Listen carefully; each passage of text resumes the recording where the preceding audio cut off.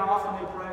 The Pew Research Center, I just saw this even this morning, Pew Research Center has found that just over a half of Americans report that they pray daily. Think about that. In a given day, half of Americans are saying, yeah, I prayed today. Half. Now I wonder how many of those people were praying to the right God. Now you may be thinking, okay, hold on now just a moment. Let's not go there, Pastor. There are a lot of sincere people. There are a lot of ways to believe. There are different approaches to God, but it all leads to the same place. No, that's not true. It's not true. If they all are equal, then why does Jesus say, no, he is different? In fact, Jesus made this statement in John chapter 14, verse 6. He says, I am the way, the truth, and the life. No one comes to the Father except through me. See, Jesus is the only way of salvation because he did for us what we could not do for ourselves. In fact, go back to verse 6 there and see how Paul says that Jesus gave himself a ransom for all, a testimony at the proper time. You see, the reason why there's a separation between us and God, it's our sin.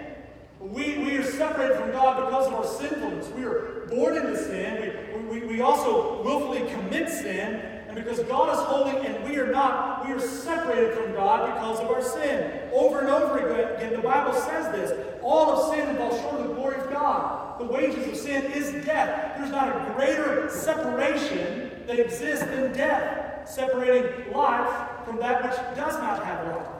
But Jesus did what was necessary to fix things, to make things possible for us to have a relationship with him. He gave himself.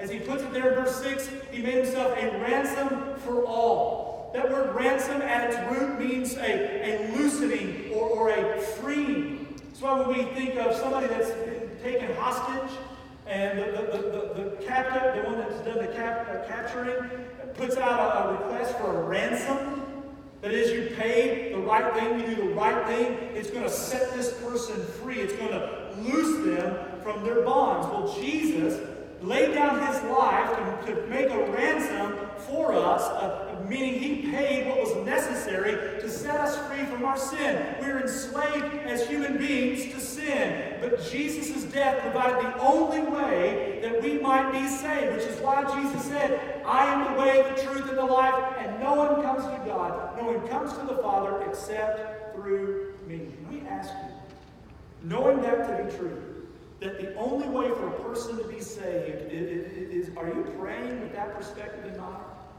Are you praying knowing that there is but one message, one gospel by which people are saved? See, I'm afraid